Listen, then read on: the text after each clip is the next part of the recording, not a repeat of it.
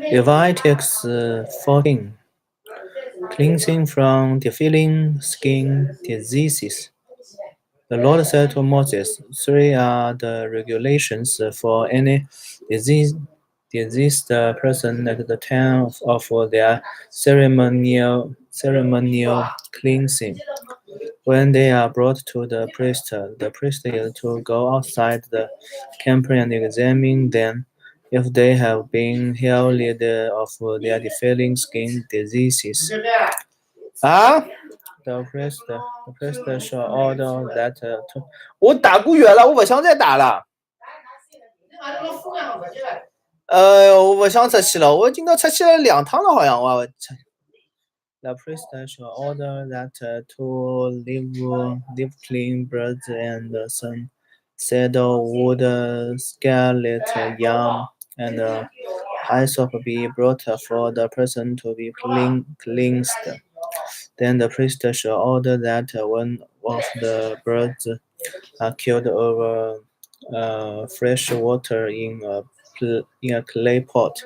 He is then to take the live bird and dip it, together with the cedar wood, the scarlet yam, and the hyssop, into the blood of the bird that was killed over the fresh water. Stay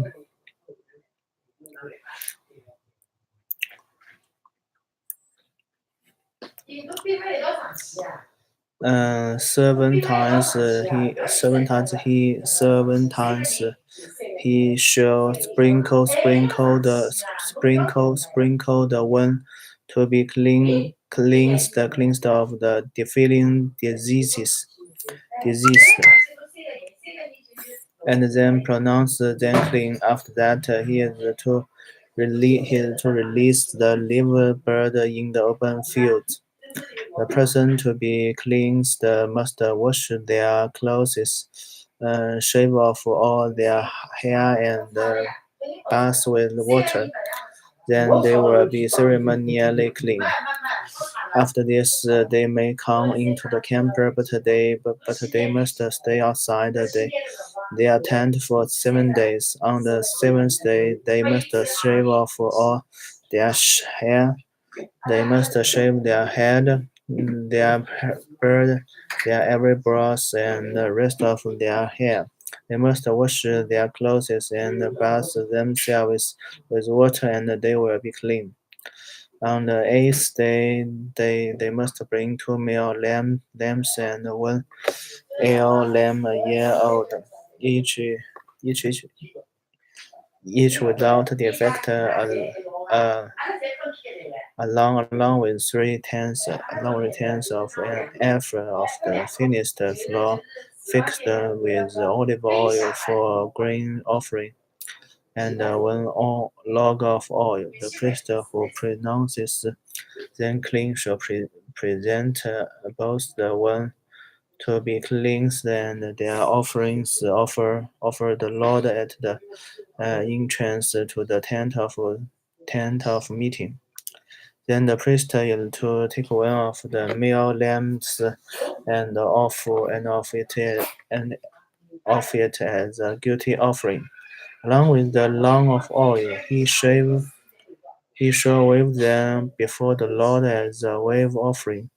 He is to slaughter the lamb in the sanctuary area where the sin offering and the burnt offering are slaughtered like the sin offering. The guilty offering belongs to the priest. It is most holy. The priest is to take some of the blood of the guilty offering and put it on the lobe of the right ear of the one to be cleansed, on them of their right hand, and on the bigger toe of their right foot. The priest shall then take some of the lump of oil, pour it in the palm of his own left hand, dip his right forefinger into the oil in his palm,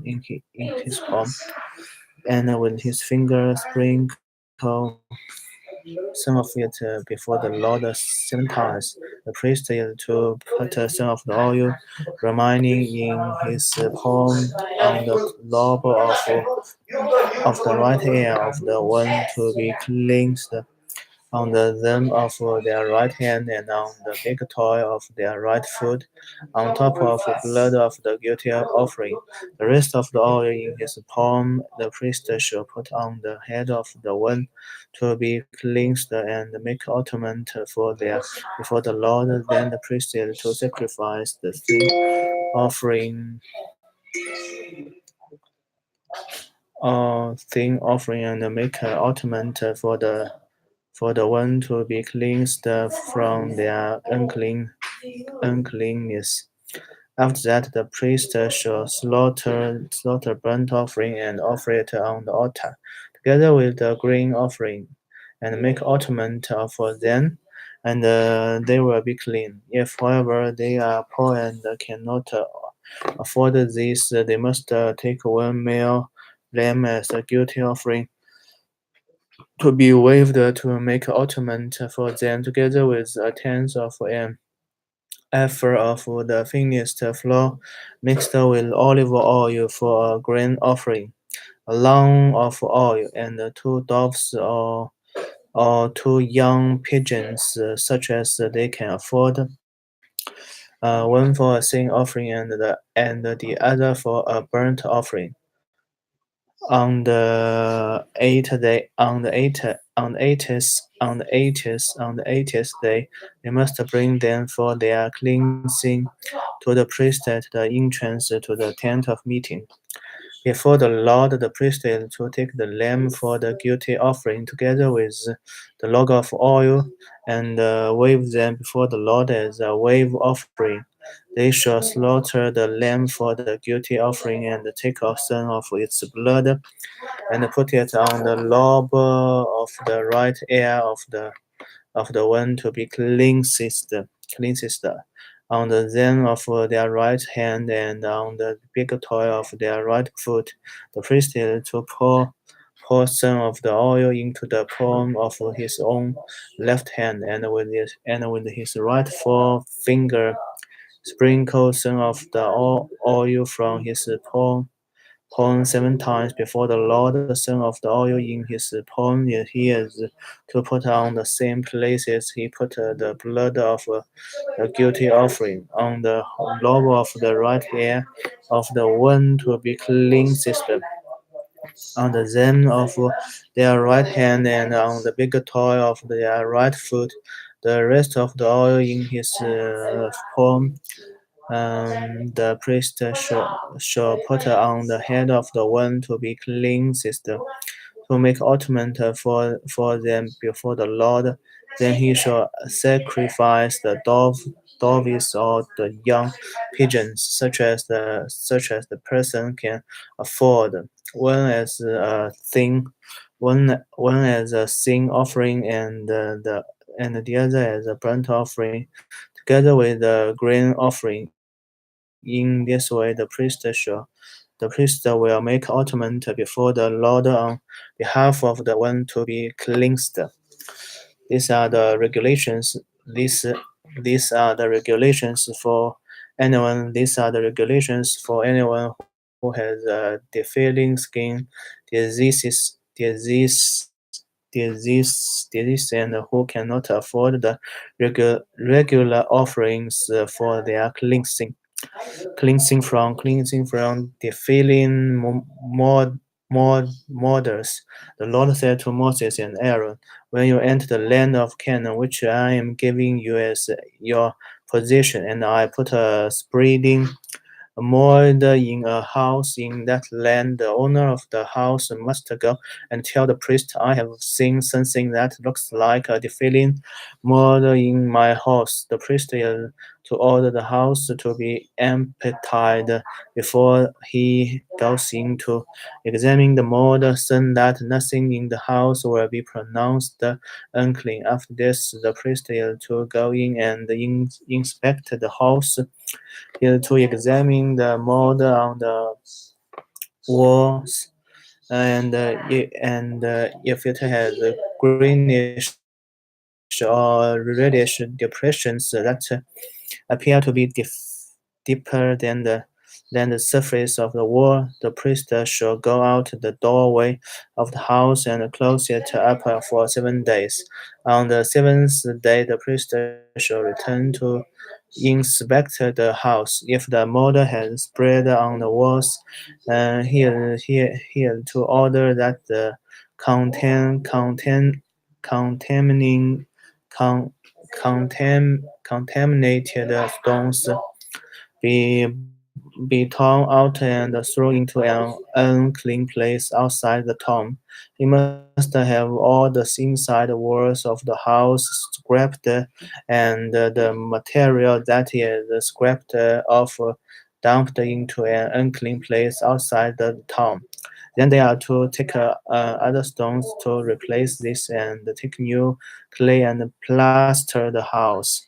If the defilling mold repairs in the house after the stones have been torn out and the house scraped and plastered, the priest is to go and examine it, and if the mold has spread in the house, it is persistent defilling mold, the house is unclean.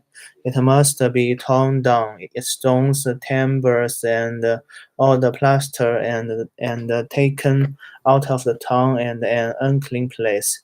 Anyone who goes into the house where it is closed up will be unclean till evening. Anyone who sleeps or eaters in the house must wash their clothes.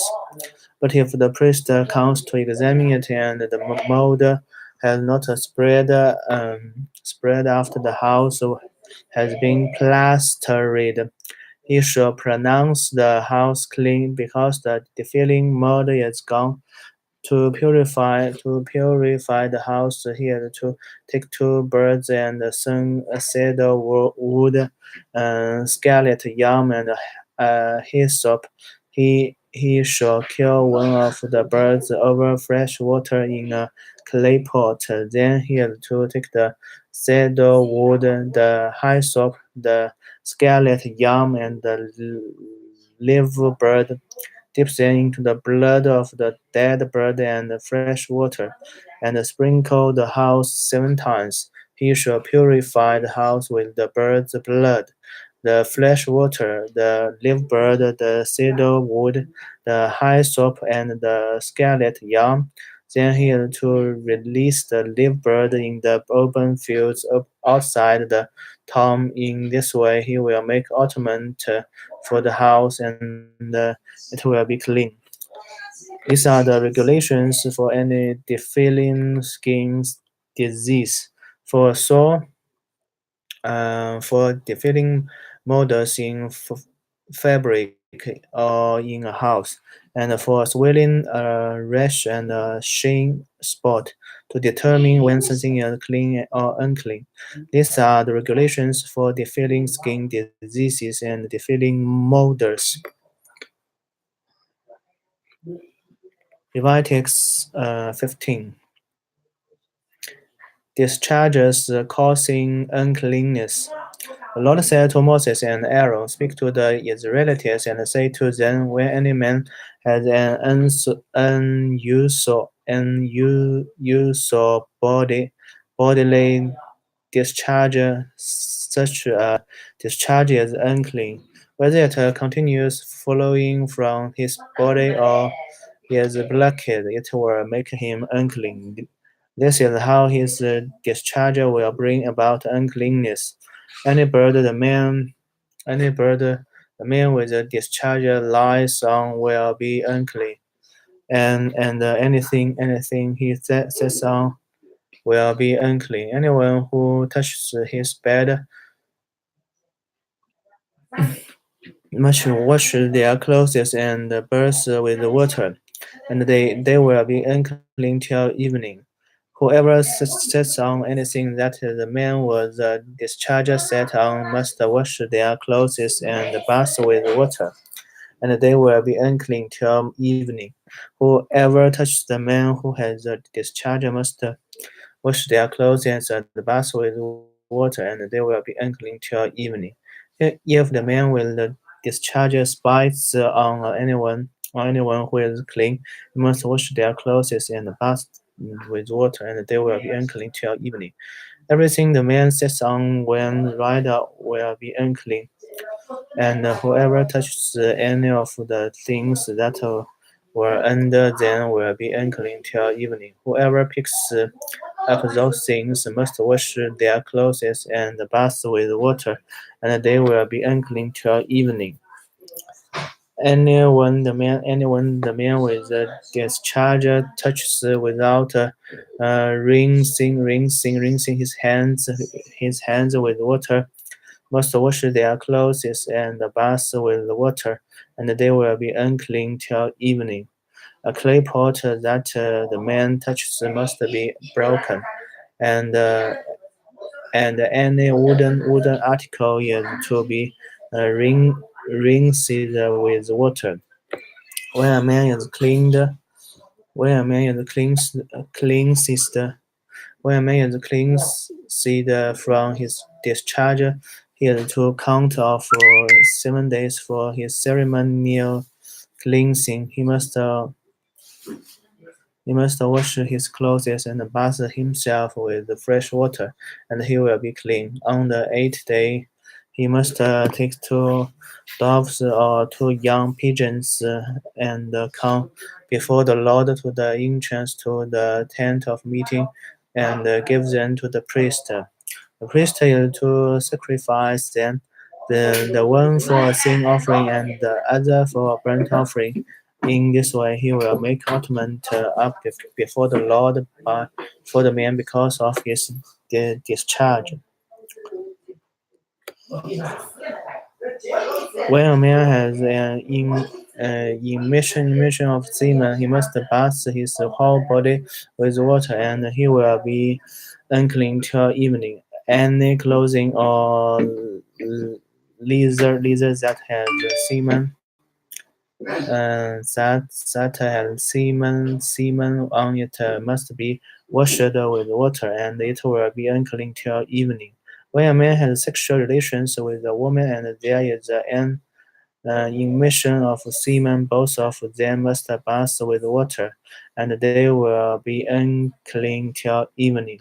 When a woman has her regular flow of blood, the impurity of her monthly period will last 7 days, and anyone who touches her will be unclean till evening.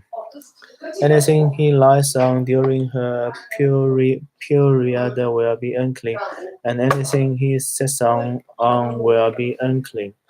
Anyone who touches her bed will be unclean. He must wash their clothes and bath with water, and they will be unclean till evening. Anyone who touches anything he sits on will be unclean. They must wash their clothes and bath with water, and they will be unclean till evening.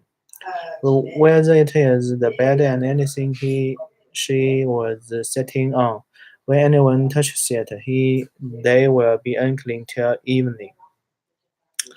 If a man has sexual relations with her um, and her monthly flow touches him, he will be unclean for 7 days, and any bird he lies on will be unclean. When a woman has a discharge when a woman has a discharge of blood for many days at a time, other than her monthly pu- uh, per- period, or has a discharge that continues beyond her period, he will be unclean as long as he has the discharge, just as in the days of her period.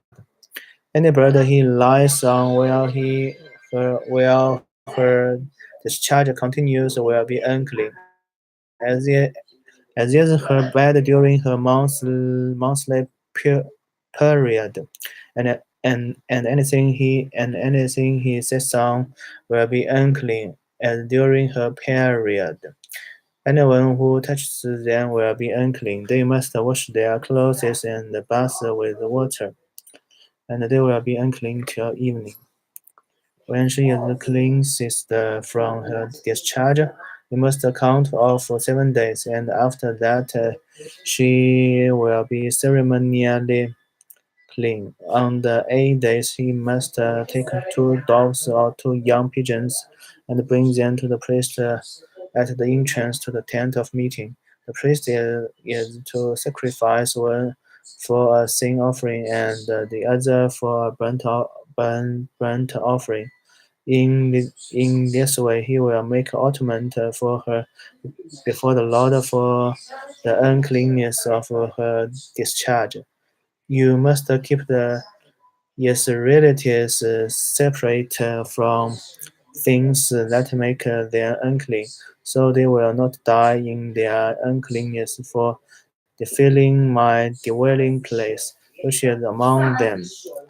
These are the regulations for a man with a discharge. For anyone made unclean by a immersion of semen, for a woman in her monthly period, for a man or a woman with a discharge, and for a man who has sexual relations with a woman who is ceremonially unclean.